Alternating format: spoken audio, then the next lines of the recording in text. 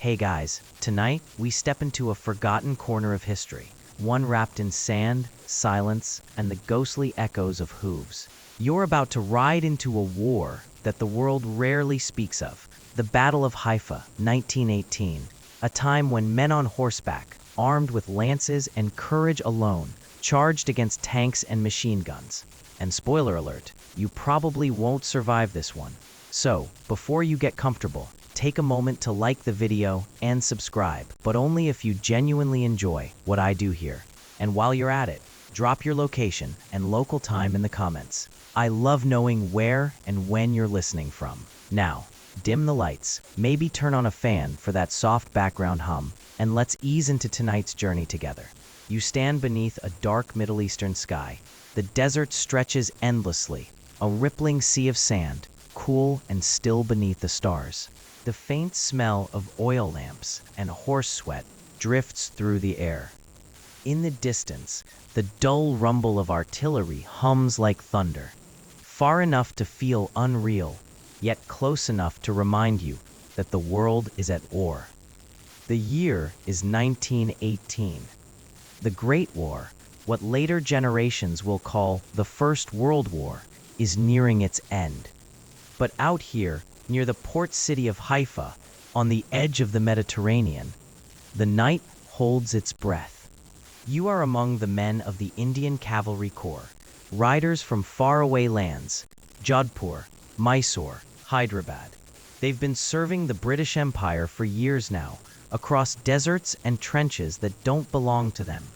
They are tired, sunburnt, and far from home, but they still carry themselves with quiet pride. Their horses stand restless, hooves pawing at the dry ground.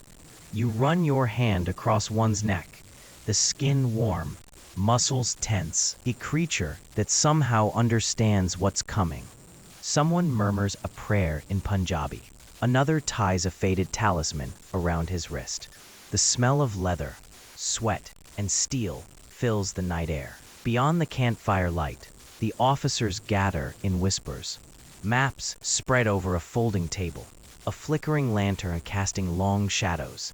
They talk about Haifa, the city ahead, still under Ottoman control. It sits between the sea and the slopes of Mount Carmel, defended by German and Turkish troops, machine guns hidden among rocks, and, most terrifyingly, armored cars and tanks. It's said to be impenetrable. You listen quietly as the murmur travels through the camp. The Lancers will ride at dawn, a ripple of disbelief. Horses against tanks? It sounds absurd, suicidal even. You glance at your lance, polished but old-fashioned, its metal tip catching the firelight. This isn't supposed to work in modern war. The age of cavalry ended in the trenches of France, or so they said. But here, on this far front, the world still moves to older rhythms. Orders are orders. And men like you still ride when the bugle calls. A British officer walks past, tall, stern, mustached, his boots gleaming. He doesn't meet your eyes, but his voice cuts through the quiet. Be ready by first light. The honor of the regiment is at stake. Honor. You almost smile at the word. It sounds grand, but it doesn't fill your stomach or protect you from bullets. Still, it's what keeps everyone standing. You wander a little away from the firelight. The stars above are blinding, countless points over the desert sky.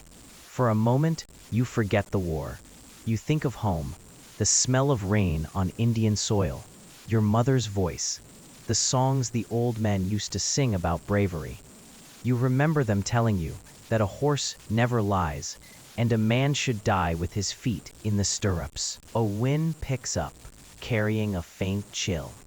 The sound of hooves shuffling, a low nicker. You can feel the tension in the camp. Men pretending to sleep, others sharpening sabers. Some sitting silently with closed eyes, perhaps picturing faces they'll never see again. You crouch beside a friend, a young lancer named Harbans Singh. He's writing a letter by dim lantern light. To my father, he whispers, smiling faintly. in case I don't return. You ask if he'll send it. He shrugs. If God wills it. Then, after a pause, maybe no one will even know this battle happened. His words hang in the air longer than the smoke from his cigarette. As the night deepens, you lie back on a blanket, staring up. A shooting star cuts across the sky. You wonder if it's an omen of victory or doom. Scholars still argue whether courage comes from faith or desperation. Tonight, you can't tell the difference. Somewhere behind the ridge, a generator sputters. Officers' voices rise again, urgent now. Orders changing, new intelligence coming in. The Turks have reinforced their left flank. The Germans have placed machine guns near the northern slope. The attack plan shifts in whispers.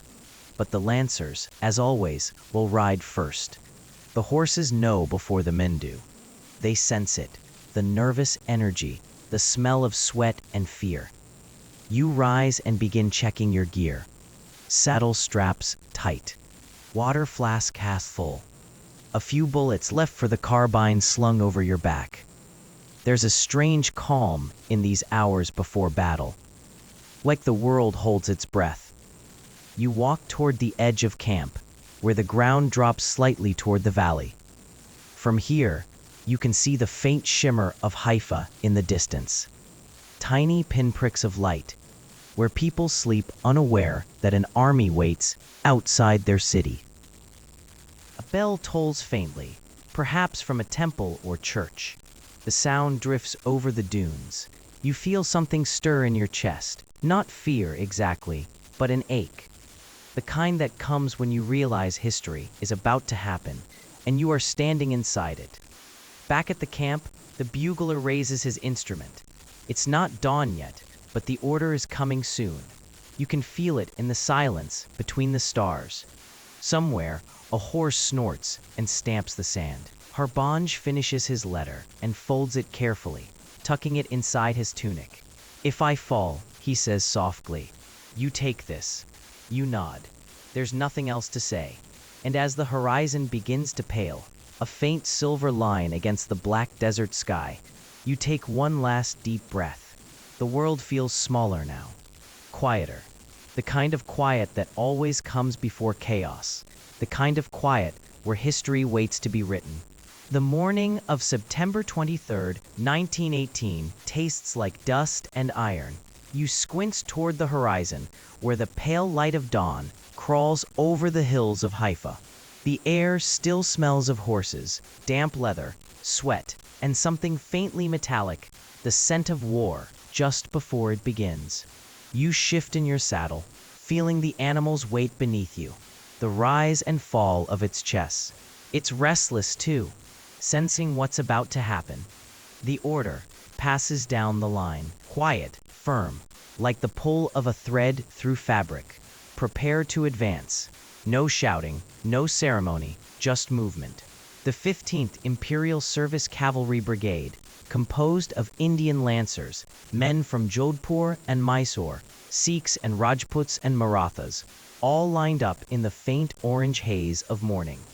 They don't look like soldiers of empire right now. They look like a single body, breathing in rhythm. Hearts sink to the same drumbeat of expectation. You can almost hear the whisper of history in that moment. No one here knows it yet, but this battle will be remembered as one of the last successful cavalry charges in modern warfare.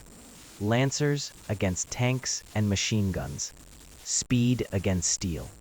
Scholars still argue whether it was bravery or madness that drove them forward. But for the men waiting now, it's simpler. It's duty, it's pride, and it's the unspoken promise to return home with honor. The commander rides past. Major Dalpat Singh, hero of Haifa. His uniform isn't spotless anymore. Days of dust have dulled its shine. But his voice cuts through the air, calm, almost steadying. Men, he says, today we ride for something that will be remembered. You don't cheer. No one does. It's not that kind of speech. It's the kind that makes your spine straighten and your breath deepen. You glance at the horizon, again. Haifa sits beyond those ridges, a small port city hugged by the Mediterranean, its minarets faintly visible through the heat shimmer. The Ottomans and their German allies are dug in up there, with machine guns waiting, covering every approach. Somewhere behind them, British and Australian units are trying to push forward. But the city's taken too long. It's choked the advance, and so the Indian Lancers are sent in. Not because it's easy, but because someone has to do the impossible. A flag flutters. Horses rear slightly, hooves scraping at the dirt. You grip the lance tighter. The polished wood feels oddly light in your hands. Just a stick, really, ending in a steel tip. And yet it feels heavier than any sword you've carried before. You remember, vaguely, a superstition passed around campfires, that lances carry the breath of every battle they've seen, that they hum faintly with the ghosts of old warriors. You don't believe it. Not really, but still, your fingers tremble. Then the bugle call, shrill, short, unmistakable, and they move. The ground starts to shake as the front line surges ahead, hooves pounding in unison. Dust explodes beneath them, rolling across the field like storm clouds. You lean forward, the wind clawing at your face, eyes fixed on the glint of enemy guns up ahead. The rattle of machine fire cracks the morning open, sharp, angry, tearing through air and flesh alike. Horses scream, men shout, but the line doesn't stop. You can barely see now, just blurs of motion, sand and sunlight flashing off metal. You duck low as bullets whip past your ear. One finds the shoulder of the rider beside you. He jerks back, drops the reins, and tumbles into the dust. His horse keeps running. You want to stop, but there's no stopping. Not now. Major Dalpat Singh leads from the front, his figure cutting through smoke like something pulled from legend. He signals, a brief raise of his arm. Left flank now. The Jaunpur Lancers veer sharply, angling around toward the German guns. A wall of barbed wire appears, rusted, ugly, meant to slow the charge. But the horses leap it, some clear, some tangle and fall. You feel the world tilt as your mount nearly clips the wire. Then somehow, you're through. You hit the first trench, a flash of steel, a shout, a blur of motion. Lances strike, then splinter. The fighting turns close, brutal, primal. Men tumble into the ditch with bayonets and sabers, faces inches apart, the air thick with dirt and sweat and blood. You jab forward, pull back, move by instinct. Somewhere behind you, the bugle sounds again. Reinforcements. The Mysore Lancers have joined the charge. It's chaos now. Pure, roaring chaos. And through it, the impossible happens. The machine guns go silent, one after another. Their crews fall, overrun by men who should have been wiped out long before reaching them. You can barely process it, the sheer insanity of cavalry breaking modern defense lines. But it's happening. It's real. By mid-morning, the city of Haifa is open. The Lancers push through its streets, past stunned Ottoman soldiers, past stone walls pocked with bullets, past the smell of fire and oil. Civilians peek from shuttered windows, unsure who these men are. Brown-skinned soldiers on tall horses under a foreign flag, faces streaked with dust, eyes burning like embers. And then it's over. The guns go quiet. The air stills. You pull your horse to a halt near the ridge overlooking the sea. Below, Haifa glitters faintly under the rising sun. You can hardly believe it. The charge succeeded. Later, when the dead are gathered and the wounded tended, the scale of it sinks in. The Lancers, your comrades, have done what no one thought possible. Haifa has fallen. Major Dalpat Singh lies among the injured, calm, silent. He'll be remembered as the man who led the last great cavalry charge in history. Scholars will later debate how such a battle could even have worked, how horses could outrun guns, how men with lances could defeat tanks. But for now, as you sit in the fading light, all that matters is that you were there. You lived it. You saw what courage looks like before the world turned to machines. The sea breeze rises, carrying the smell of salt and smoke. The horses stand quiet now, their sides streaked with foam and blood. You reach down, brush the dust off your hands, and look toward the sunset. For one long, still moment, the world feels both ancient and new again, as if history itself just paused to take a breath. The sun lowers over Haifa, and the battlefield exhales.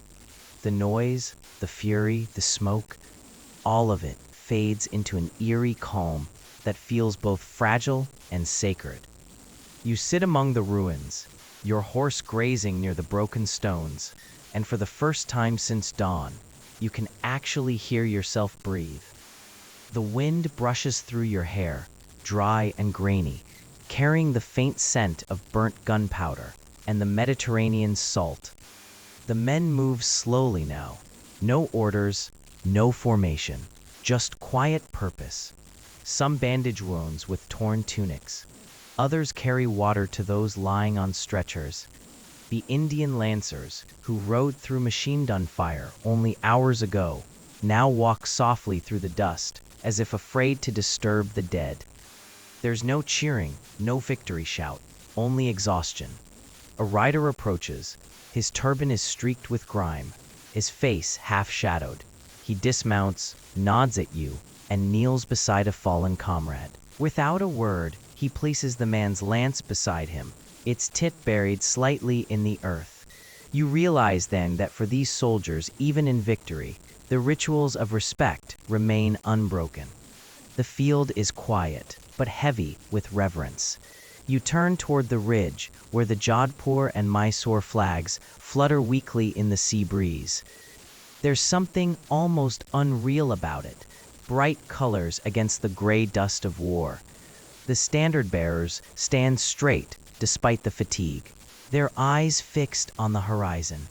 You think about what it means to fight for a cause so far from home, to die in a land where your name may never be spoken again. Later, as night settles, the campfires flicker across the captured ground. The men gather around them, faces glowing in the firelight, telling the story that will soon spread across the world, how the Indian lancers charged through impossible odds and took Haifa in a single day. But here, in this small circle of tired men, the tone isn't pride, it's disbelief. Someone laughs softly, not out of joy, but confusion. "How did we even survive that?" he asks. You don't have an answer. The horses stand tethered nearby, still trembling slightly from the charge. One of the younger troopers hums an old Rajasthani tune, a song of home and long journeys. It drifts through the air like smoke, wrapping the night in melancholy. The melody carries images of sand dunes, of faraway temples, of the families who will hear of this day months later, perhaps never knowing the full truth of what happened here. A senior officer walks past, stopping briefly by your group. His boots crunch on the dry earth. "Remember this," he says quietly, his voice gravelly from shouting all day. "Someday, people will say cavalry died long before today, but you'll know better." Then he walks on, leaving only the echo of his words behind. You lean back, staring at the stars. The sky above Haifa is startlingly clear now, as if the storm of battles scrubbed it clean. A faint crescent moon glows over the sea, reflecting off the rippling waves. You think of the strange twist of fate, how the same stars that shine over India now watch you from this foreign coast. There's a low murmur of prayer somewhere behind you, a Sikh havildar reciting from memory, voice deep and steady. Others join, some silently mouthing words in their own languages. It's a quiet chorus, uncoordinated but somehow united. Marathas, Rajputs, Sikhs, all praying under one sky. You realize then that this army, though born of empire, carries a spirit that no colonial uniform can define. A little later, As the fires burn low, someone tells the story of Major Dalpat Singh. Word has spread that he didn't make it. His body, they say, lies wrapped in his cloak, his face calm, as if merely sleeping. You remember his voice before the charge, steady, confident. We ride for something that will be remembered. Now, those words take on a strange echo. They're not just about victory. They're about the legacy of men who dared to defy the future itself. Scholars still argue whether Haifa was the last true cavalry victory. Some say technology had already rendered horses obsolete, that this was just a historical hiccup. Others claim it marked the end of an age, the last flicker of chivalry before the world surrendered entirely to machines. You can feel that truth sitting heavy in your chest tonight. The machine guns were silent by noon, but they'll roar again somewhere else soon. Louder, deadlier, unstoppable. You stand, walking toward the edge of camp where the ground slopes toward the city. From here, you can see the faint lights of Haifa, lanterns flickering in windows, the sea glinting beyond. The people here must be sleeping now, perhaps unsure who controls their city anymore. To them, the battle might be just another wave of empire passing through. But for you, for the Lancers, it's a line carved deep into memory. Something that will outlast orders, flags, and even nations. Somewhere behind you, a horse nickers softly. You turn, smile faintly, and whisper to calm it. The night answers with silence. You realize how fragile peace feels after a day like this. Like glass that could shatter at any sound. Before turning in, you glance once more toward the ridge where the battle began. The faint moonlight outlines the shapes of the fallen, the broken lances, the churned soil. For a brief moment, the whole field looks like a frozen wave, the moment of charge suspended in eternity. You whisper a quiet promise to remember it all. Tomorrow, new orders will come.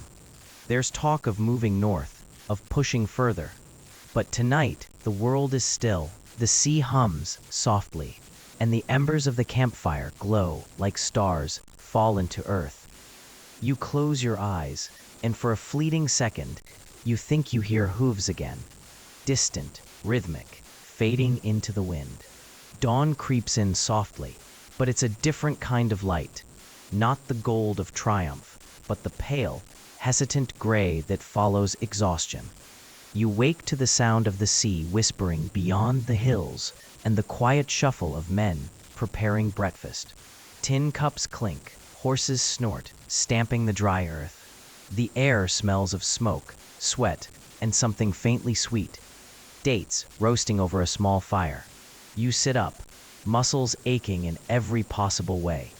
The armor, the saddle, the constant tension of the day before. It all lingers in your bones, like memory turned physical. Around you, the camp stretches in muted color. Khaki tents, sagging with dew, lances stacked in careful pyramids, silhouettes of men against the rising sun. It doesn't look like a battlefield anymore. It looks like a painting left out in the rain. A young sepoy approaches with a cup of tea. He doesn't say much, just nods respectfully. His eyes are swollen from lack of sleep, but there's a strange brightness there, the kind that comes from survival. You take the cup, its warmth seeping into your cold hands, and for a moment, you forget about war. The steam curls upward, and you think of home, the smell of cardamom in the morning, the rhythm of life, far away from the edge of empire. Someone calls your name, or maybe just your title. You turn to see Captain Aman Singh near a makeshift table, maps spread wide, his voice low but urgent. He waves you over, and as you approach, you catch the scent of salt and wet leather. The officers are gathered there, discussing what comes next. The map of Palestine is held down with stones, its edges flapping in the breeze. Lines and marks crisscross its surface like old scars. A British major speaks first, his accent clipped, trying to sound steady. "Jerusalem is secure," he says. Allenby wants the cavalry to press north. We're to push the Turks out of the coastal plain completely. You can feel the weariness in every man around the table. They've heard this kind of order before. Advance, hold, clear, occupy. The words all sound the same after a while, stripped of meaning. But when Aman Singh responds, his voice is calm, thoughtful. "We'll go," he says simply, "but the horses need rest, and so do the men." There's a brief silence, the kind that comes when truth slips uninvited into a conversation. No one argues. They all know he's right. You step back, letting the conversation fade into the morning hum. From this spot, you can see the fields where the charge happened. The same fields that now glisten faintly under dew. The lances left behind stand upright like thin gravestones, marking where courage collided with metal. A few meters away, you notice an older trooper, one arm in a sling, gently brushing his horse's mane. The animal's flank is streaked with dried blood, not all of it its own. The man hums quietly, not to himself, but to the horse, as though soothing a memory. When he catches you watching, he gives a small nod. "He carried me through hell," he says, patting the animal's neck. "Didn't stop once, not even when they fired from both sides." It's strange how matter-of-fact his voice sounds, as if he's describing something ordinary, crossing a river, fixing a wheel, instead of surviving a storm of lead. Later in the day, you ride toward the outskirts of Haifa. The city still smells faintly of smoke, but life is already seeping back. Shops reopen, children peer from behind doors, women hang laundry that flutters like surrender flags in the breeze. You pass a group of locals tending to the wounded, Indian, Turkish, Arab alike, and for a moment, you feel a quiet truth settling over the land. War doesn't choose sides when it comes to suffering. You stop near the port. The sea stretches endlessly, sunlight breaking across it like shards of glass. Somewhere out there are ships, British transports, maybe your medical vessels. You watch as a small group of men lower a stretcher onto a boat.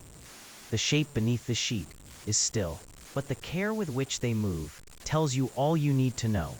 By midday, the camp is bustling again. The clatter of mess tins, the stamping of horses, the constant low hum of soldiers swapping stories. But beneath it all, there's something else now. Pride, yes, but also disbelief. You hear snippets. "They said tanks couldn't be stopped by horses. You should have seen that machine gunner's face when we broke through. Haifa, brother. Who'll believe it back home?" You smile faintly. Maybe no one will. Maybe that's what makes it powerful. A story too impossible to be real.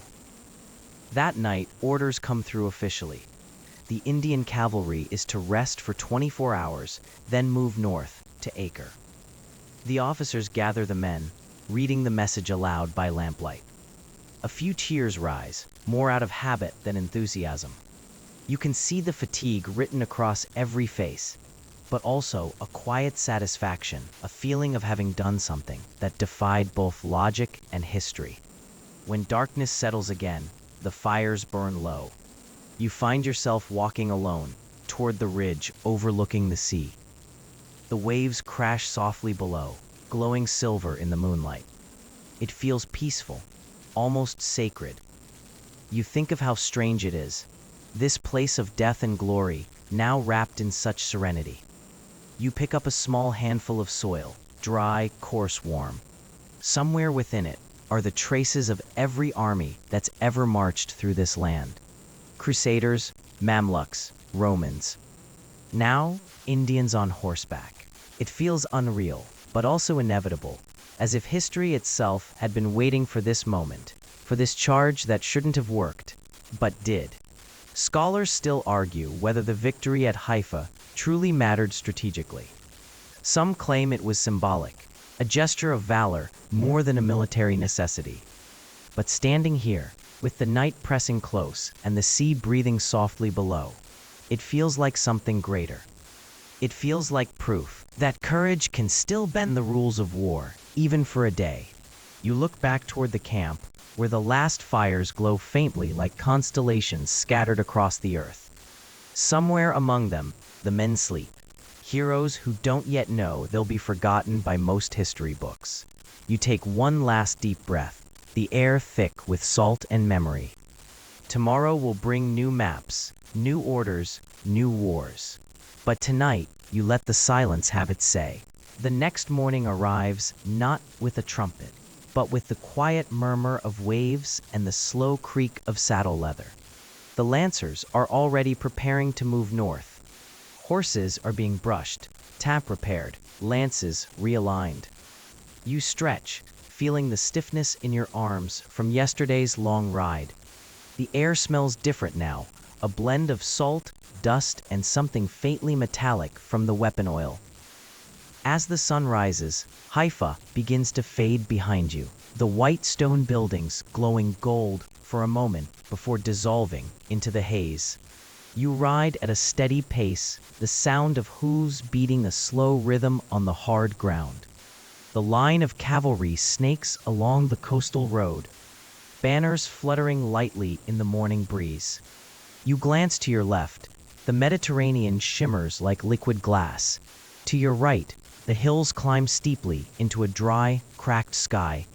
It's beautiful, but in a hard, indifferent way. The land looks ancient, carved by centuries of war. Its soil holding the memory of armies that once thought themselves eternal. Now, it holds you. Somewhere up ahead, a rider waves his arm, signaling a short halt. The column slows. You dismount, stretch your legs, and listen to the sound of men talking in low voices. Someone is laughing about the British officer who fell off his horse during the charge. Someone else hums a Punjabi folk tune. Despite everything, there's a lightness here, the strange calm that comes when you've already faced death once and found yourself still breathing. A few locals approach, old men mostly, wrapped in faded robes, leading donkeys laden with supplies. They bow their heads slightly, offering water and bread. You exchange a few words through an interpreter. One man keeps saying something over and over, Shuja, Bahadur, brave. You don't feel brave. You feel tired, sunburnt, hollow. But their eyes carry something that warms you anyway. Respect. Gratitude even.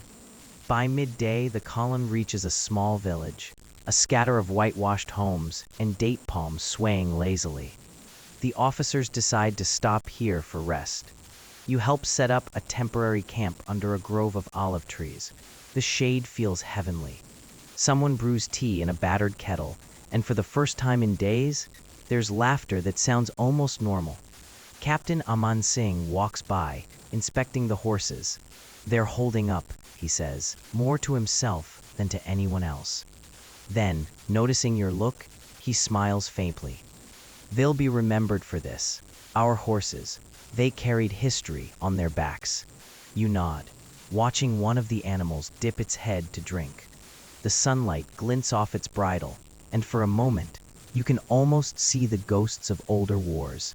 Cavalry from centuries past, charging across this same soil, carrying banners of different empires. The echo of hooves never really leaves this land. Later, a British intelligence officer arrives from headquarters, dusty, exhausted, his motor car rattling to a stop just beyond the olive grove. He brings news. The Ottoman lines further north are collapsing faster than expected. Allenby's advance continues. The war is turning. The men cheer, though quietly. You can sense the pride under their fatigue. Someone whispers, "Maybe we'll be home soon." But you know better. The war still has its claws in everyone here. That night, the camp glows in scattered patches of firelight. You sit by one of the smaller fires, surrounded by a few other lancers. The conversation drifts from the battle at Haifa to small jokes about the food, then slowly toward silence. One of the older soldiers, a Sikh named Kartar Singh, begins to speak softly. "My grandfather fought under Ranjit Singh," he says. staring into the flames. He told me, "The horse and the man are one." But the world forgets that. Now they build machines that move without hearts. He pokes at the fire with a stick. Still, yesterday those machines stopped when they saw us coming. Maybe the old ways aren't dead yet. The others nod. There's comfort in his words, a reminder that what they did in Haifa wasn't just survival. It was defiance. Somewhere in the distance, thunder rolls. But it's not weather, it's artillery. The front is moving again. You can feel it in the air, that strange electric tension, like the world holding its breath. You lie back on your bedroll, looking up at the stars. The Milky Way cuts across the sky like a ghostly road. You wonder if your family back in India can see the same stars tonight. Maybe they're praying for your safe return. Or maybe by now, news of the victory has reached them, exaggerated, polished, stripped of its blood and dust. You think about writing a letter home. But what would you even say? "We charged tanks and machine guns, and somehow lived"? It sounds too absurd, too unreal. You smile faintly, knowing no one will ever truly believe it. Scholars still argue whether cavalry had any real place left in modern warfare by 1918. Some say it was obsolete, that every charge was madness wrapped in bravery. Others insist that in places like Haifa, where terrain and timing aligned, the cavalry could still decide battles. You're not a scholar. You just remember the look in the horses' eyes as they ran into gunfire, not knowing fear, only trust. The wind shifts. You hear the sea faintly again, that endless heartbeat of waves against the shore. You close your eyes, listening to the rhythm. It almost sounds like home. Then, from somewhere near the edge of camp, someone begins to sing, a quiet, trembling voice carrying a Punjabi ballad about distant fields and lovers wading through monsoon nights. One by one, others join in, their voices weaving through the darkness. It's soft, imperfect, but achingly human. You let it carry you toward sleep, the song of men who've ridden through death and now rest beneath alien stars. Tomorrow, you'll ride again, but for tonight, there's peace, fragile, flickering, but real. The morning drifts in slowly. No bugles, no shouts, only the restless sigh of the wind brushing through the olive grove. You wake to the faint smell of wood smoke and tea. Someone's already started the fire, and the men are gathered around, half in uniform, half still wrapped in blankets. You stretch your arms, your joints aching, your mind heavy with that half-dream you had, of horses running endlessly across an ocean of sand. You sip the bitter tea. It's strong, and it wakes something inside you. The camp is alive again. Men checking rifles, polishing their boots, talking quietly. The horses are restless, too, stamping and tossing their heads. They sense movement coming. Today, you're told, the regiment will push east, toward Acre, where Ottoman resistance is rumored to have regrouped. The victory at Haifa wasn't the end. It was only the doorway into the next storm. You feel it in your bones. The road ahead isn't peace yet. The ride begins in silence.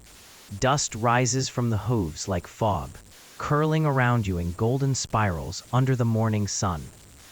The sea disappears behind you, replaced by the endless dry plain. The heat builds fast. By midday, it's the kind of heat that doesn't just press down on you, but seems to come from inside your uniform, crawling into your skin. You watch the horizon blur and shimmer.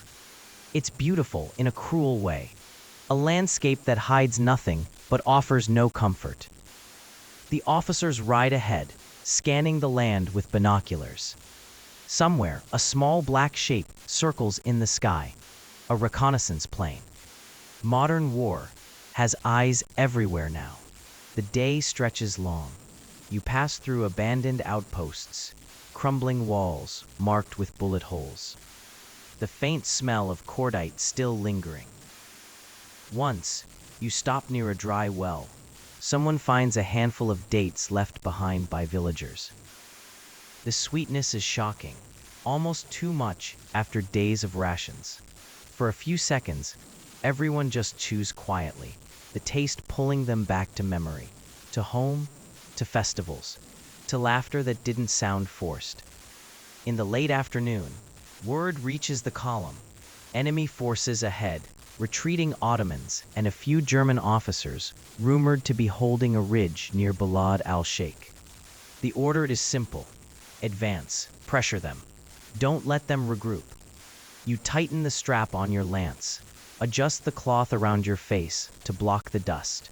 The adrenaline builds, that strange, steadying hum in your chest. You've felt it before. It's not fear, it's something deeper, quieter, acceptance maybe. The lancers form up again, long lines shimmering in the heat haze. The horses snort and paw at the ground. Someone shouts an order. Then, almost as if by instinct, you start moving faster. The rhythm builds, first a trot, then a canter. The air fills with the thunder of hooves, the sharp smell of sweat and dust. Ahead, the ridge looms, dark, dotted with flashes of light. Gunfire. Machine guns barking from somewhere behind the rocks.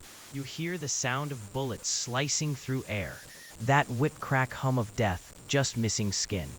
And yet you ride. All of you do. Because that's what the Lancers do. Not out of madness, not even out of courage, but because stopping feels impossible once you've begun. You lower your lance.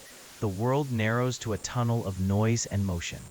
Wind in your ears, reins biting into your hands, the blur of men and horses beside you. The ridge grows larger, and suddenly you can see faces, enemy soldiers scrambling, trying to fix their aim. The machine gun jams, sputters, stops. It's all seconds, but it feels like forever. The first wave hits the ridge. You crash through the smoke, shouting without meaning to, the sound tearing your throat raw. Horses leap over sandbags, sabers flash. It's chaos, dust, shouting, the metallic ring of steel against steel. Then, silence. It ends as quickly as it began. The ridge is taken. The Ottomans flee north. A few surrender, hands raised, faces blank. You dismount, chest heaving, ears still ringing. The battlefield smells like burnt oil and sweat. You look around, the ground littered with helmets, rifles, broken gear. You find your horse trembling, nostrils flared, eyes wide. You pat its neck, murmuring softly, "Shabash Dost, you did it." The horse calms, slowly, as the sun dips lower, turning the sky a bruised orange. The regiment regroups. The British officers ride up, offering quick congratulations. There's talk of more movement tomorrow, of pushing toward Nazareth. The war is unraveling fast now, each victory pulling another thread loose. Someone jokes that maybe one day this place will be called something else. Maybe a land of peace, maybe even a new country. You don't know what to make of it, but you file it away. Later, when night falls, you sit apart for a moment, cleaning your rifle. The stars are out again, cold and bright. The desert feels infinite, swallowing sound and thought alike. You think about what this war will leave behind, how the maps will be redrawn, how lines in the sand will decide futures. Scholars still argue whether the Indian cavalry's charge at Haifa was a turning point or just a desperate flash before modern warfare made them obsolete. But as you look at your horse, standing steady beside you, you know that in that moment, that single reckless charge, something timeless broke through the noise of history. The night grows colder. You pull your cloak tighter. Someone begins to hum again, a low, soothing tune from home. You let it wash over you, the sound blending with the distant whisper of the wind. The stars look closer tonight, as if they're listening. The next morning doesn't come gently. It rises like a blade. Harsh light cuts across the tent canvas, searing your eyelids even before you open them. You hear the restless sounds of movement outside, men packing, orders being shouted. the groan of camels loaded with supplies. The lancers are on the move again.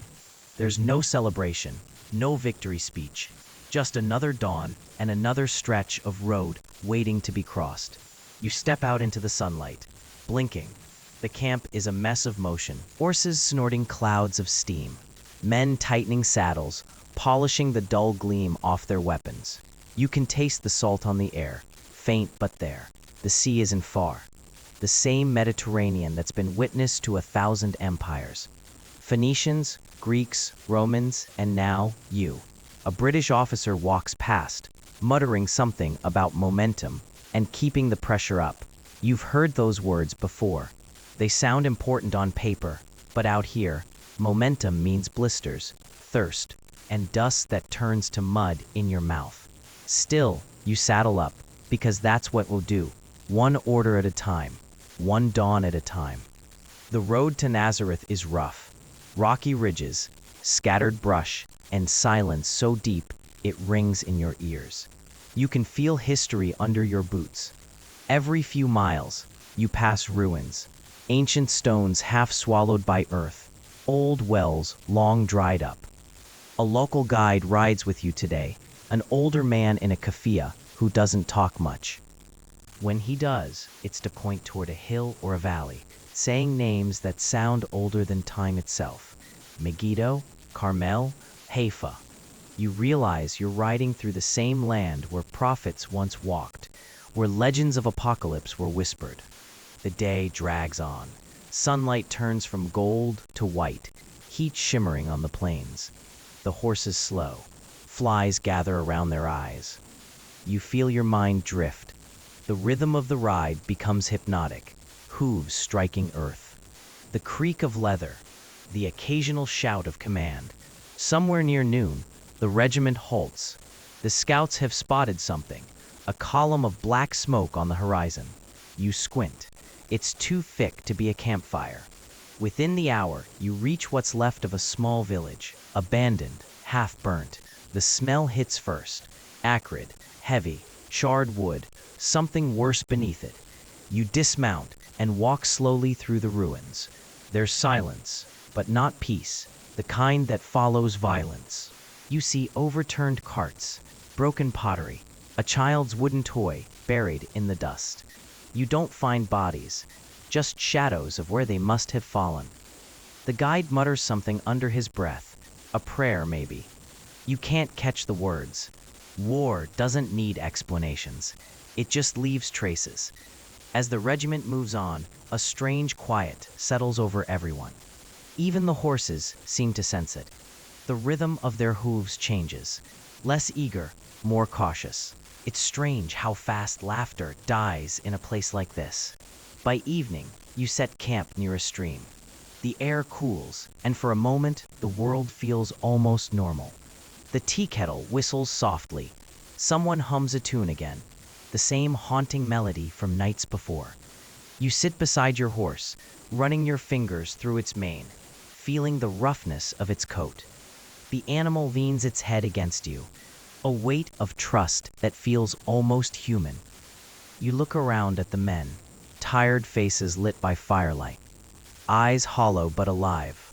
They tell stories tonight, of home, of markets in Delhi and fields in Punjab. One man talks about his daughter, who'll turn 6 by the time he returns. Another says nothing, just stares into the fire like it holds answers. You listen, half lost in thought. The stars come out, one by one, scattered across the blackness. You remember something an officer said weeks ago, that this war wasn't just about territory. It was about the end of an era. Cavalry, lances, horse charges, all relics fading under the roar of machines. You didn't believe him then, but now, after Haifa, after the ridge, after this village, you start to wonder. Scholars still argue whether the Battle of Haifa was the last true cavalry charge in history or the first death cry of an age that couldn't survive the machine gun. Maybe both. Maybe that's what makes it unforgettable. Not the victory, but the defiance. Later that night, you can't sleep. You walk down to the stream. The water glows faintly in the starlight. You kneel, cupping it in your hands, drinking deeply. It's cold, metallic. You see your reflection trembling in the ripples. The face of a soldier, young but older than he should be. You wonder what history will make of you. Will anyone remember the men who rode under the burning sun, who faced tanks with spears and faith? Or will it all be folded neatly into a single line in a book? The Indian Lancers fought bravely at Haifa. You breathe out slowly. The night answers with silence. A gentle wind stirs the trees, whispering something you almost understand. Maybe memory itself is a kind of battlefield, one where truth and forgetting fight endlessly. You stand up, brushing the dust from your hands, and head back to camp. The fire's burning low. Someone's murmuring in sleep. The horses shift. Dreaming of home, you lie down and stare at the stars again. They're the same stars that shone over your village, over your ancestors, over every soldier who ever wondered what it all meant. And just before you drift off, you think, maybe that's enough. To have ridden, to have seen, to have been part of something the world would try, but never quite manage to forget. Morning comes quietly, almost kindly. A gray-blue hush before the orders begin. The first sound you hear is the low snort of horses shaking dew off their manes. Then the metallic clink of bridles and the faint whisper of prayer. Some men kneel eastward. Others simply close their eyes and mutter the same words they said yesterday. Bas ye din nikal jai. Let this day pass. The officers want to move early. Scouts report that Ottoman and German forces are retreating north, and the Lancers have been ordered to chase. It's strange. Pursuit feels colder than defense. Victory means you're alive. But chasing a broken enemy feels like following ghosts. Still, orders are orders. You mount up, the leather creaking beneath your weight. The horse's ears flick, alert, as though it too senses something waiting beyond the horizon. You ride through fields, scarred by artillery fire. The land looks wounded. Trenches like open veins, earth turned inside out. In some patches, the grass has begun to grow again, defiant, green against the brown. Nature doesn't care who won or lost. It just wants to heal. A corporal beside you points toward a ridge. Smoke again, thin this time, rising like a question. You tighten your reins. The regiment spreads out, a wave of men in khaki and turbans, spears gleaming faintly in the weak sun. It's not Haifa anymore, but every village, every hill, feels like another version of it. By mid-morning, you reach a small fort, or what's left of one. Stone walls cracked by shell fire, a gate hanging on a single hinge. Inside, silence. Then, a faint sound, a rustle, a cough. Careful, someone mutters. You move forward, heart thudding. A shadow shifts in a corner. A boy, no older than 12, clutching a half-burnt loaf of bread. He looks at you like you're both savior and monster. You lower your weapons slowly, signaling to the others. The boy doesn't run. He just watches as you hand him a canteen. He drinks greedily, water spilling down his chin. You realize then that this war isn't just fought with steel. It's fought with hunger, fear, silence. A medic tends to the boy. He points east, muttering something in Arabic, and you catch the words Nazareth and road. The officer nods. That's where the enemy fled. Orders are passed down. Mount up again. Move. Always move. The road winds downward, toward a valley framed by olive trees. You remember reading somewhere that these trees can live for thousands of years. Some of them probably stood when prophets walked this land, when empires rose and fell like tides. You wonder if they remember. If the roots beneath your horse's hooves still hold the stories of Roman legions, Crusaders, Mamluks. The lancers ride steady, spears upright, horses breathing hard. The world narrows into rhythm, hoofbeats, wind, the rattle of armor. Every mile takes you deeper into history, and yet closer to something unknown. By afternoon, the regiment halts near a stream. Lunch is dry bread and tea brewed in dented kettles. The officers consult maps under the shade of a tree. You overhear fragments: Nazareth, resistance pockets, regroup. The words drift, mixing with the sound of the stream. A man beside you, Singh from Ludhiana, laughs softly. They said war would make us heroes, he says, tearing his bread. Feels more like we're ghosts already. You don't answer. You just nod. Because he's right. Later that evening, you cross paths with a British intelligence officer, pale, sharp-eyed, his uniform far too clean. He speaks briskly, like he's already somewhere else. He tells you the bigger picture. The Ottoman front collapsing, the British advancing from the south, the world changing faster than anyone can understand. He says Haifa will be remembered, not for strategy, but for symbolism. The old world met the new there, he adds, almost to himself.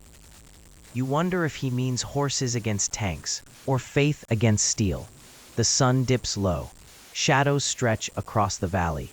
You see the glint of something ahead, metal, sunlight reflecting off it. At first, you think it's debris. Then you realize it's a machine gun nest, half buried in sandbags. The order comes sharp and quiet. Dismount. The lancers move like one body. You crouch low, crawling through scrub and thorn, your breath shallow. The guns ahead are unmanned, abandoned. You find empty casings, a torn photograph, a canteen still half full. Whoever was here left in a hurry. Night falls before you know it. The sky turns deep indigo.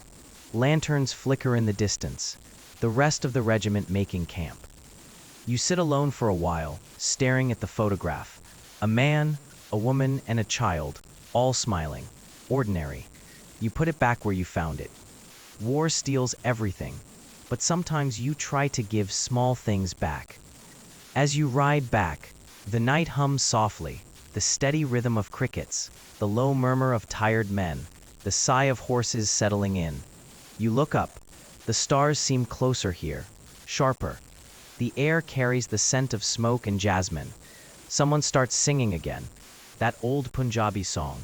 Others join in, voices rough but warm. For a brief moment, the war fades, replaced by something gentler. A reminder of why you keep going. Before you turn in, the commanding officer gathers everyone. He speaks simply. Tomorrow, we ride for Nazareth. We push till Haifa is fully ours. After that, we see what the world becomes. The men nod. No cheers, no shouts, just silent agreement. You lie down under the open sky, saddle for a pillow, hand resting on your lance. Sleep comes slowly. You dream of waves breaking on stone, of hooves striking sparks on the road, of faces waiting far away. And just before the dream takes you, a thought slips through. Maybe every war the world forgets is one it never truly deserved to remember. ... You wake before dawn again, but the air feels heavier this time, thick with the taste of dust and something metallic, as if the wind itself remembers blood. Horses shift restlessly, snorting clouds of steam into the pale half-light. The horizon glows faintly orange, not from the sun, but from the fires still burning in the direction of Nazareth. There's a strange calm among the men. Nobody talks much now. Every movement is quiet, efficient, the way soldiers behave when they've already made peace with whatever the day might bring. You pull your scarf tighter, feeling the rough wool scratch against your skin. Somewhere in the camp, a kettle hisses, and for a fleeting second, the smell of tea feels like home. The bugle call breaks that illusion.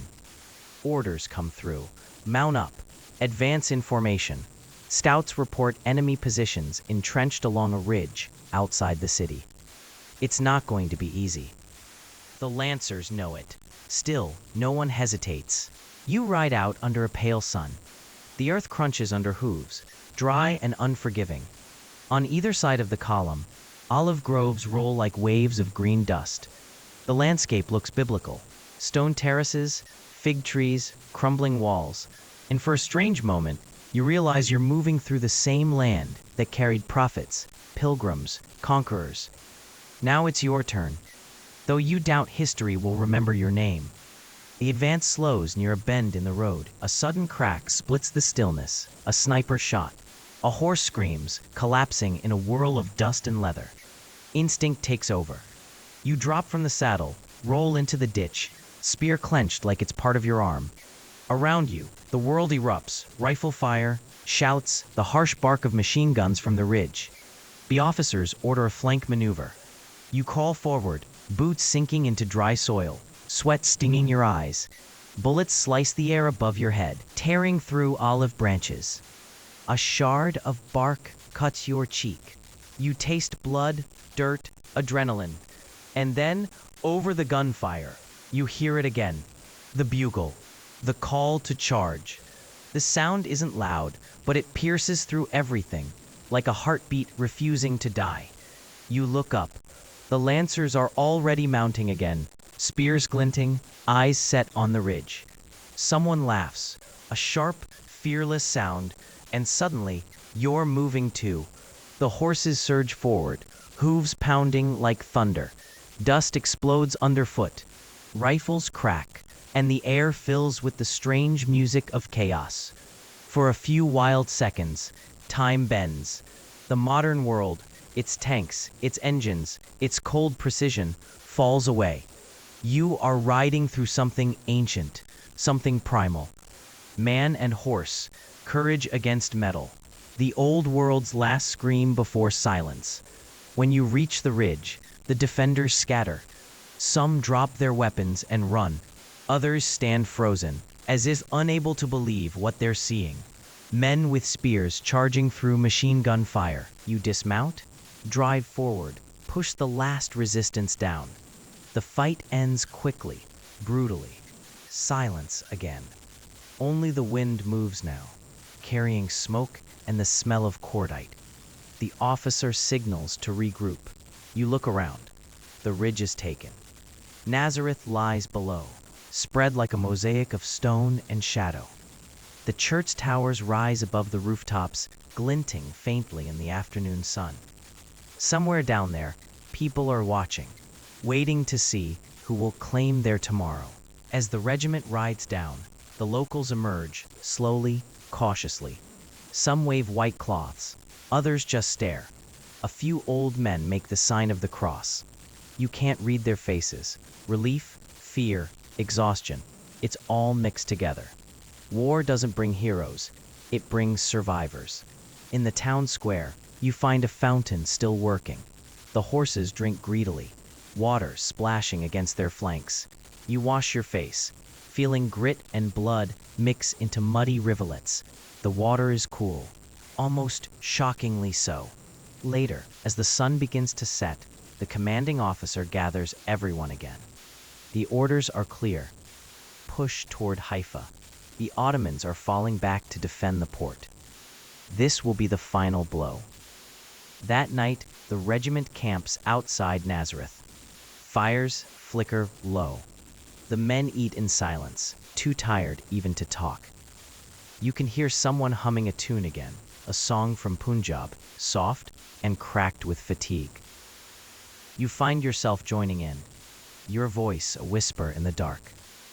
Above, the stars are fierce and endless. You think of home, of rain on rooftops, of sugarcane fields under the moon. You wonder if anyone there knows where you are tonight. A sergeant sits beside you, lighting a cigarette.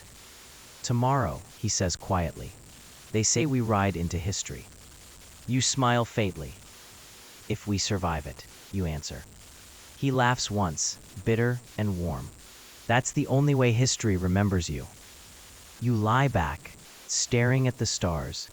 The world feels suspended, caught between victory and loss, between memory and myth.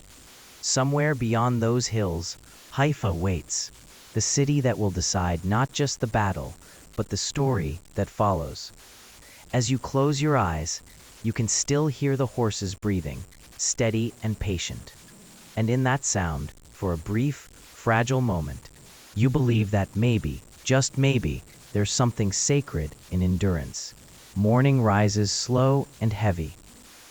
Like the desert itself is reluctant to move.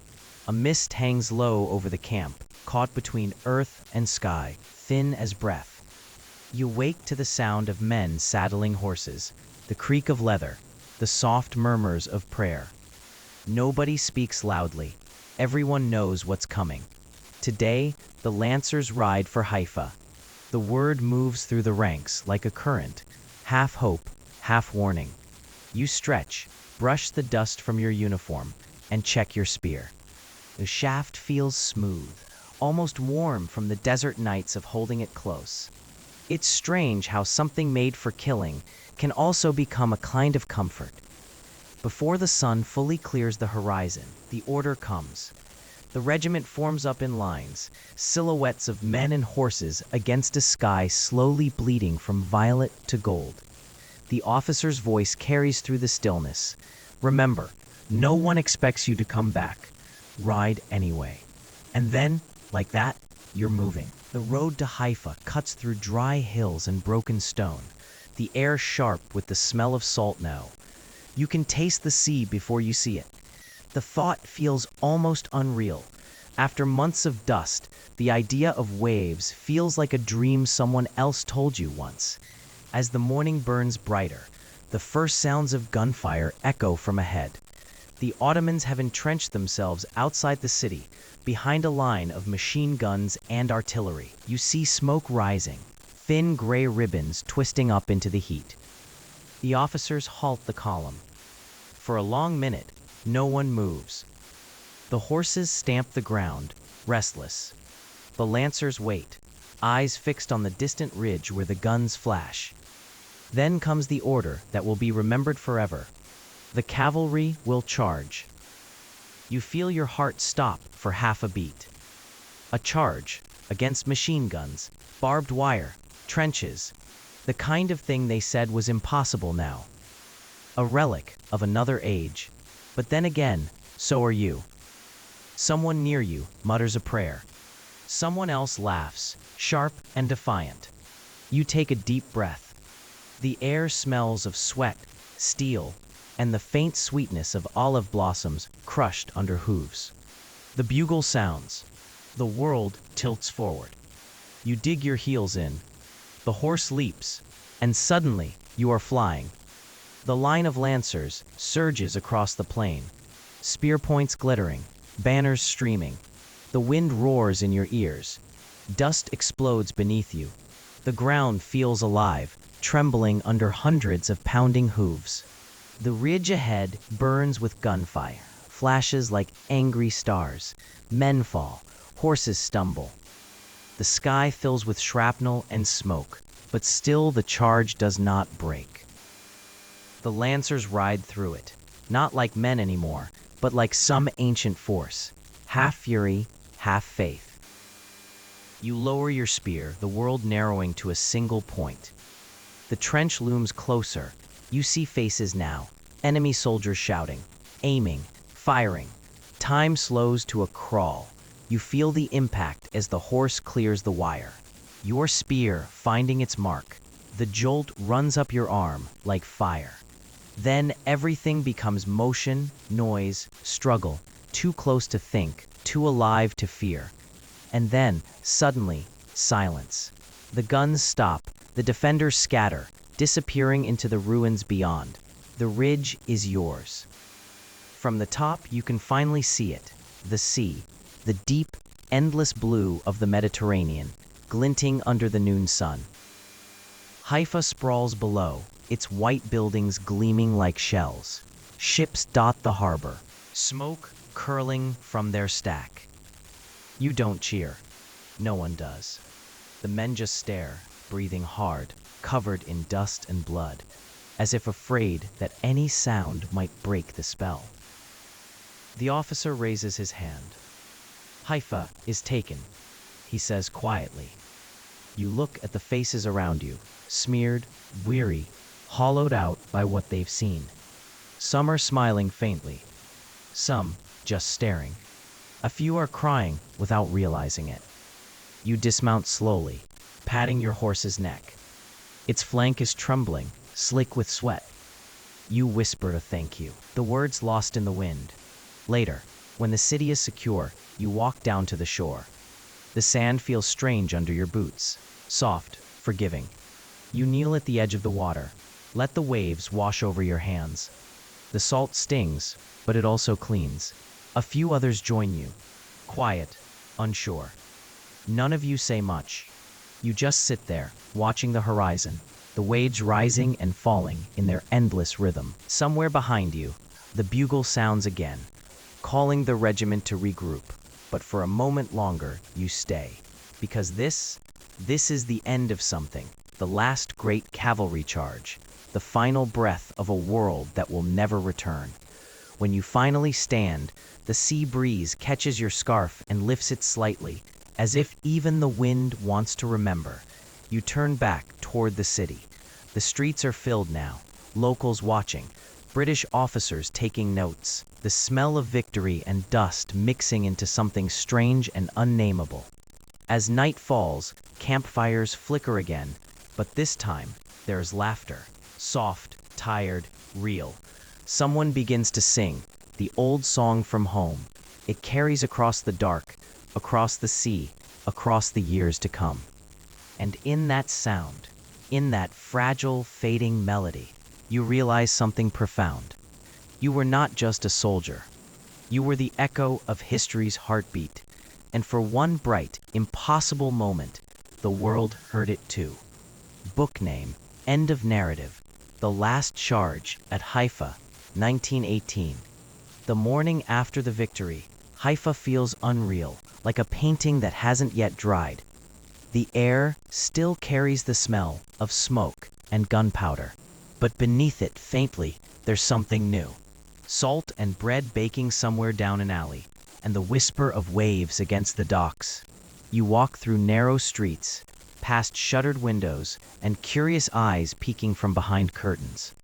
The war isn't gone, not yet, but for the first time, it feels like it might end someday. You pass your fellow lancers. Some are cleaning their weapons in silence, others sitting with heads bowed, whispering prayers for those who didn't make it through.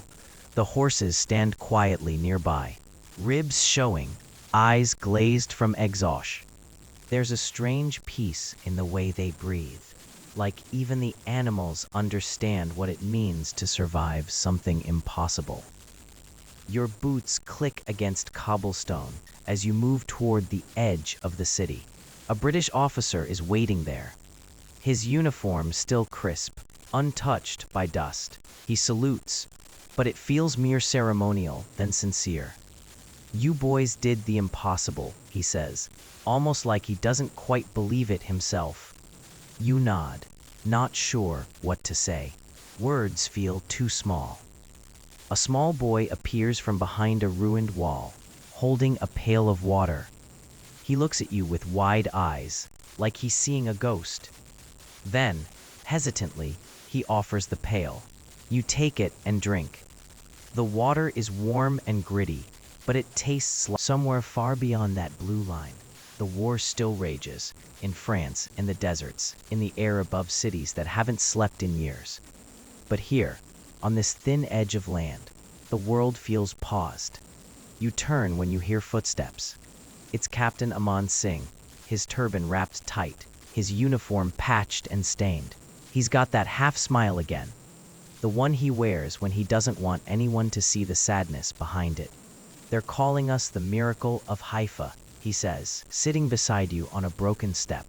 You laugh quietly. "Miracle, huh? We just rode fast and refused to die." He chuckles, nodding. "That's how miracles work, I suppose." For a while, neither of you speak. The waves fill the silence, steady and endless. Then Aman says something soft, almost to himself. Scholars will argue someday whether it was bravery or madness. You smile. Probably both. He looks out toward the water. Still, when people tell the story, they'll forget what it felt like. The dust in your lungs, the sound of hooves on stone, the way the world shook under fire. They'll only remember the victory, not the fear. You think about that, about all the things history will smooth over, the parts it won't bother to remember, how names fade, how stories shrink. But the feeling, the heartbeat you shared with the men beside you, that part stays. It lingers. As the day stretches, the lancers begin to gather. The order comes in the afternoon. Prepare to move out again. The war isn't finished with you yet. You'll ride north, toward Damascus, toward another front, another chance to gamble your life against the impossible. You walk back through Haifa's streets, watching the sunlight dance across whitewashed walls. A few locals wave timidly, women holding children, old men in robes, young boys carrying baskets of olives. You wave back. It feels strange, that simple motion of peace, after so much violence. Later that night, you find yourself sitting by a small campfire on the edge of the city. The stars come out, so many they almost don't seem real. You lean back, letting the sky fill your vision. Somewhere, a soldier hums a song in Punjabi, soft and low. Someone else joins in, and another, until the air itself seems to hum with memory. It hits you then that none of this will last. Not the war, not the peace that follows, not the stories that will one day turn into neat lines in a dusty textbook. What lasts are the faces, the way a man looks at you before a charge, the way a horse breathes when it knows what's coming. You think of home, of green fields and rain, of the way the monsoon smells when it hits dry earth. You imagine your mother's voice calling you to eat, her hands busy with dough and ghee. The image flickers, distant but warm. You hold on to it, because out here, memories are all that tether you to the world. The fire cracks softly. The night is cool. Somewhere beyond the hills, thunder grumbles, or maybe it's artillery again. Hard to tell anymore. You close your eyes and whisper a small prayer, not for victory, but for remembering. Because you've learned now. The world forgets too easily. And tomorrow, you'll ride again. Dawn breaks quietly, like a secret being whispered. The sky over Haifa is soft and peach-colored, the air cool and salt-heavy. You rise before the others, brushing off dust from your uniform, your joints aching from sleep on uneven ground. The city behind you still carries the scars of yesterday. Smoke stains, broken windows, the faint echo of cries that no one wants to remember. But today, there's movement again. Orders ripple through the camp like a cold wave. You march east, toward the desert, toward Damascus. You tie your turban tighter, cinch the saddle strap on your horse, and feel that same old weight settle in your chest, the one that always arrives before a new unknown. As the lancers line up, you catch the early light glinting off spears and medals, faces tanned and hardened by months of dust. No one talks much. The rhythm of hooves and creaking leather says enough. Behind you, the city fades into the morning haze, shrinking until it's nothing but a blur against the sea. You ride through miles of dry land, where the ground shimmers with heat and mirage. A line of vultures drifts overhead, slow and patient. Every now and then, the wind shifts and brings the faint scent of something metallic, gun oil perhaps, or rusted blood. By midday, the horizon begins to ripple with movement. The scouts ride ahead, their silhouettes small against the sun, and soon you see them. A caravan of British supply wagons stalled near a ridge, engines sputtering, horses sweating, men shouting in 3 different languages. You dismount to help, pulling ropes, pushing wheels, shouting orders. It's chaos, the kind that smells of hot iron and impatience. But when one wagon finally lurches forward, the whole line cheers, and for a brief second, everyone forgets the war. Later, under a patch of shade, you sit with a tin cup of tea, weak, overboiled, but comforting. A fellow lancer, Naik Hardeep, joins you. He grins, his teeth white against his sunburned face. "You think they'll write about us one day?" he asks. You shrug. "Maybe in some report, halfway down a page." He laughs. Then I hope they spell my name right." It's a small moment, but one that lingers. Because beneath the humor, you can feel the quiet truth. You're all ghosts in waiting, waiting for someone to remember you correctly. By evening, you reach a desolate plain. The air here is thick with silence, the kind that presses against your eardrums. The camp sets up, tents flapping, pots clanging, men murmuring in a dozen dialects. When the sun sinks, it paints the land in gold and rose and blood red. As night falls, the officers gather near a flickering lantern. You stand nearby, listening. Captain Aman Singh leans over a rough map, his finger tracing a path toward Damascus. "We'll be joining Allenby's push north," he says. "Cavalry will lead the advance, fast, silent, decisive." A few men nod grimly. Everyone knows what that means. Another charge, another storm. You lie awake later, staring at the stars. Somewhere out there, you imagine the same stars looking down on villages back home. Fields where children chase fireflies, where your mother probably still lights a lamp at dusk. The thought feels both comforting and cruel. Suddenly, a sound, faint, like distant thunder. You sit up. It's not thunder. Gunfire. Somewhere ahead, toward the horizon, flashes light up like dying stars. Orders come fast. Riders scramble, boots pounding the ground, metal clinking. You mount your horse, heart racing. The calm of the night evaporates into urgency. "Scouting party under fire," someone yells. You ride hard into the darkness, the wind tearing at your face, hooves drumming against the earth. The desert swallows sound. All you hear is your own breath, the rush of blood in your ears. Then you see them, flickers of movement, muzzle flashes. A group of scouts, pinned behind a dune, exchanging fire with what looks like Ottoman troops still holding their ground. Without waiting for orders, you and a few others dismount, crawling forward through sand and thorny scrub. Bullets hiss past, sharp and close. You return fire, the recoil numbing your arms. It lasts minutes, maybe hours, until silence falls again, sudden and total.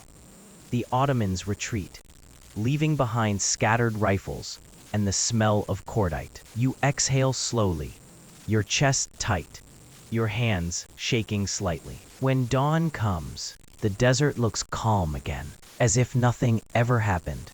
The scouts limp back to camp, 2 wounded, 1 missing. Someone mutters a prayer. Someone else smokes in silence. As the first light spills over the horizon, you can see Damascus faintly in the distance. A mirage of domes and towers, still far, but not unreachable. Aman Singh rides past, nodding at you. "You still breathing?" "Barely," you answer. He grins. "Good.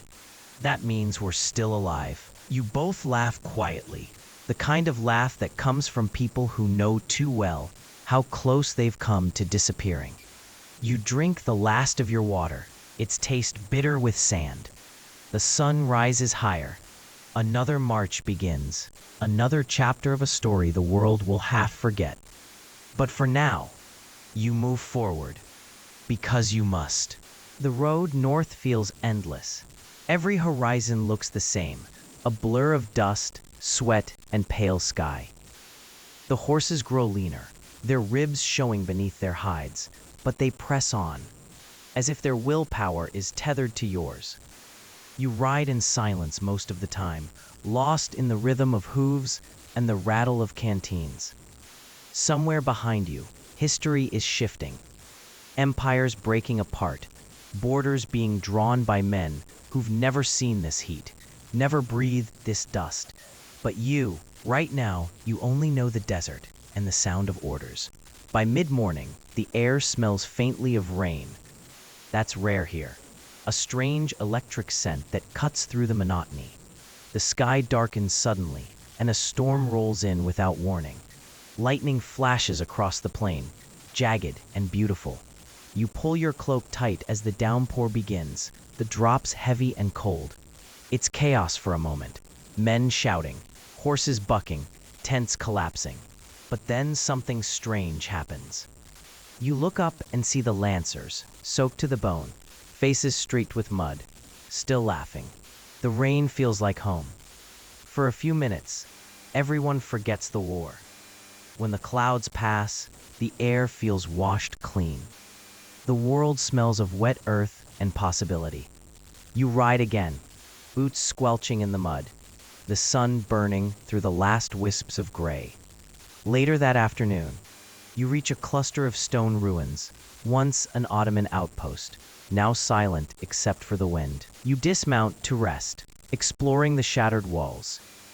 Inside, you find old brass shells, a rusted kettle, a child's shoe buried in sand, the traces of lives interrupted. Nike Hardeep joins you again, running his fingers along the stone. "Do you ever wonder," he says quietly, "how many stories get left behind?" You nod. "Too many." He looks toward the horizon. "Maybe that's why we keep fighting. So at least one story makes it home." There's a strange comfort in that. As evening comes, orders arrive. You'll move at dawn toward Damascus to cut off retreating Ottoman forces. Rumors ripple through the camp. The Turks are collapsing. The Germans are withdrawing. The end might be near. But no one celebrates. You've heard that before. That night, around a small fire, a few of you share the last of the tea and dried fruit. The flames dance, shadows flicker, and someone begins humming a song. An old Punjabi melody that somehow fits this alien landscape. The notes drift through the camp, carried by the desert wind, soft as prayer. You close your eyes. For a few seconds, you could almost believe you're home. Then a shout. A signal flare arcs into the sky, burning red. Everyone jolts up, hands to rifles. Scouts spotted movement. Cavalry. You rush to your horse, the fire still smoldering behind you. Within minutes, the Lancers form up, silhouettes against the glowing horizon. From the north, a line of riders approaches, Ottoman cavalry, lean and desperate, maybe 50 strong. The two forces stare across the sand, motionless for a heartbeat. Then someone shouts. The air cracks open. Both lines surge forward. The charge feels unreal. Thunder and dust, and the scream of steel. You can barely hear anything but the hammering of your horse's hooves.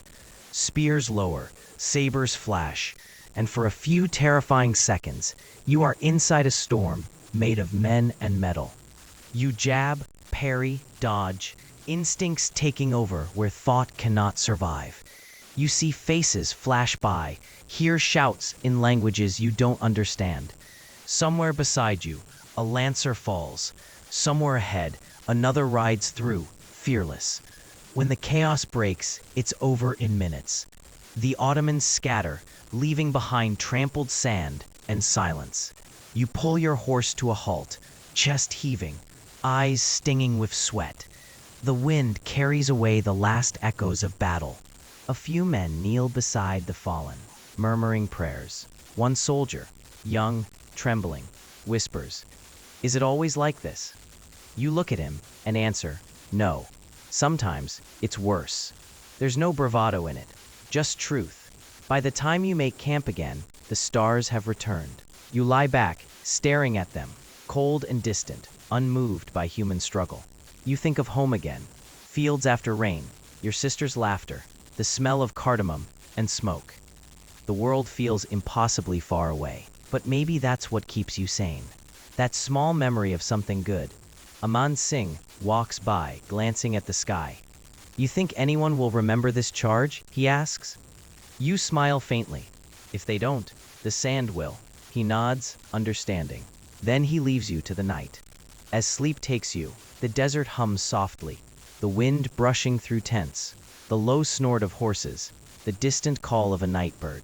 The war continues, somewhere just beyond the next ridge, waiting, but for now, it lets you rest. Dawn rises slowly over the desert, its first light spreading like gold dust over the dunes. The camp stirs, quiet movements, the soft jingle of harnesses, the rustle of canvas. You rub your eyes and sit up, your blanket stiff with sand and dew. The horizon is endless again, pale blue fading into orange. And for a moment, you forget where you are. Then the bugle call slices through the stillness. The lancers begin to mount. Another march, another uncertain day. You pack your things methodically, saddle, rifle, canteen. The motions so ingrained now that they feel automatic. As you tighten the straps, you notice your horse's eyes, tired but steady. You pat his neck. We're still here, old friend, you whisper, and the horse snorts softly, as if in answer. The column begins to move. The sound of hundreds of hooves sinks into a rhythm, echoing across the open plain. There's something hypnotic about it, almost like a heartbeat shared by every rider. You glance sideways. Naik Hardeep on one flank, Captain Aman Singh a few lengths ahead. The men look hollow-eyed, but resolute. War has aged them all. Hours pass. The desert gives way to scrubland, then rocky ridges. You spot vultures circling high above, patient and unhurried. At midday, you stop to rest near a dried-out wadi. The heat presses down like a weight. A few soldiers light small fires to boil tea, using camel dung for fuel. You take a sip when it's ready. It's bitter, but warm. Remember when we thought this would be over by Christmas? Hardeep says, smiling without humor. You laugh. That was 2 Christmases ago. He shrugs. Maybe the next one. It's strange how hope becomes smaller and more. It's not about victory anymore. It's just about making it to the next sunrise. By late afternoon, scouts return with word. The Ottomans are retreating north, leaving small garrisons behind. You're to secure a key pass before nightfall. The men groan softly, but begin preparing without question. Orders are orders. The climb begins. The path is narrow and steep, winding between boulders. Dust clings to your throat, and sweat runs into your eyes. Your horse stumbles once, then steadies. You pat him again, muttering encouragement. Halfway up, gunfire cracks from above. Everyone freezes. Ambush! The echoes roll down the rocks like thunder. Bullets spark off stone. The lancers scatter for cover, returning fire from behind outcrops. You flatten yourself against the ridge, scanning the heights. You can't see them, the enemy's hidden well, but their shots come steady and precise. One round ricochets near your hand, throwing sand into your face. You taste grit and blood. Then Aman Singh's voice cuts through the chaos. Mount up, we ride through. It's madness, but it's the only way. The narrow pass won't hold a drawn-out fight. You swing onto your horse, lungs burning. A signal comes. The lancers surge forward, hooves clattering against stone, rifles blazing. You feel the world tilt. Speed, fear, determination, all colliding in one moment of reckless momentum. A bullet rips past your ear. Another grazes your arm. You grit your teeth, lean low, and keep riding. Around you, men shout. Smoke thickens. The sky becomes a blur of fire and dust. Then suddenly, it's over. The firing stops. The ridge falls silent again, except for the sound of breathing, ragged, desperate. You glance around. A few lancers lie still. Others are tending to the wounded. The smell of cordite hangs heavy in the air. Hardeep limps toward you, blood on his sleeve. We got through, he says, his voice hoarse. You nod, at a cost. He looks back toward the path. Always at a cost. By dusk, the pass is secured. You find a small plateau overlooking the valley and set camp. The view is breathtaking. miles of desert fading into twilight, the sky painted in violet and crimson streaks.